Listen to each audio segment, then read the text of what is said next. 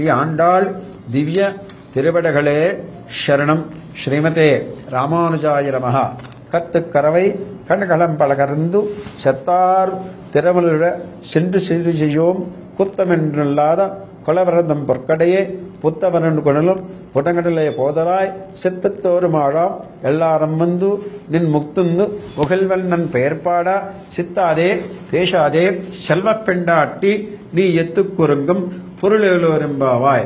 ఒకసారి పాసురాన్ని మళ్ళీ అనుసంధానం చేద్దాం. కత్తుకరవై కణ్గళన్ పలకరందు చెత్తారు తెరులు తెరిచి చెండు సేరు చెయ్యం కుత్తమెంట్రార కొలవృతం పొక్కడియే పుత్తవరులు మురళిలే పోదరాయ్ சொத்தத்தோஜுமாறல்லாரம் வந்து நின் முத்தம் முகுந்த முகில்வெண்ணன் பெயர்பாடா சித்தாதே பேசாదే செல்வப் పెండాట్టి నీ ఎత్తుకోరంగం పొరులేలోరింబావాయ్. ఈ యొక్క పాశురార్థాన్ని చెప్పుకుందాం.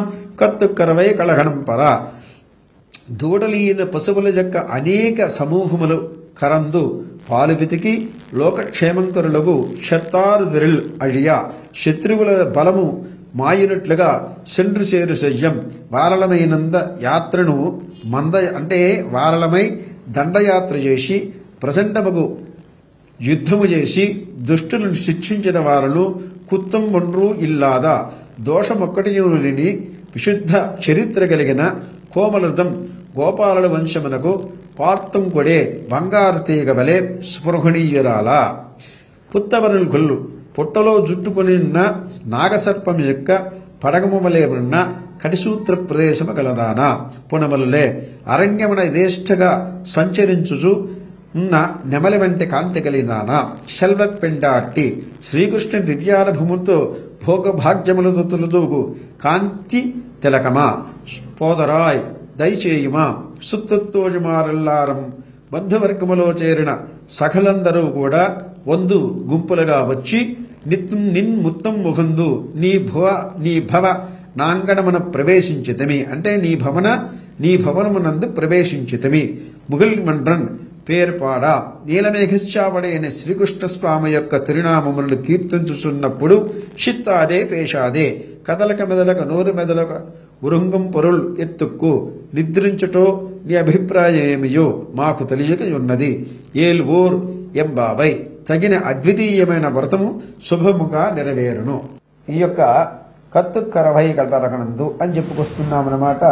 లోకక్షేమంలో లోకానికి క్షేమం కలగటానికి గాను పరమాత్మ ఎవడైతే ఉన్నాడో అతని గురించి మనం చేసే వ్రతం తద్వారా మనకు ఏదైతే కావాలో అదంతా కూడా దొరుకుతుంది. ఒకటి.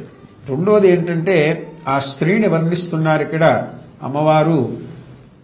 పుట్టలో చుట్టుకున్నటువంటి పాము తన పడగన మాత్రమే పైకెత్తి చూస్తున్నప్పుడు ఎంత అద్భుతంగా ఉంటుందో తన నితంబ ప్రదేశము అంటే నడుము కింద భాగం దానికన్నా పైనటువంటిది నడుము కింద భాగం కూడా లోపల పుట్టలో ఉందట. పుట్టలో ఉన్నటువంటి పాము పైకి మాత్రం ఎత్తి చూస్తుందట. అది ఎంత అందంగా ఉందో అంత అందమైనటువంటి నడుము కలిగిన దానా అనేసి అంటున్నారన్నమాట. మేమందరం కూడా నీ భవనంలో ప్రవేశించి నిన్ను కీర్తిస్తున్నాము. నువ్వు కూడా మాతో గనక వచ్చినట్లయితే స్వామిని మనం ప్రార్థన చేసి తద్వారా మనకు కావాల్సింది పొందుతాము చెబుతూ నీవు గనక వచ్చినట్లయితే మన వ్రతము అసంపూర్ణము కాకుండా సంపూర్ణం అయ్యేదానికి ఒక మార్గదర్శకముగా ఉంటుంది. కాబట్టి తప్పక మీరు రావలసినదిగా కోరుచున్నాము అనేసి ఈ యొక్క పాశురాన్ని ముగిస్తున్నారు.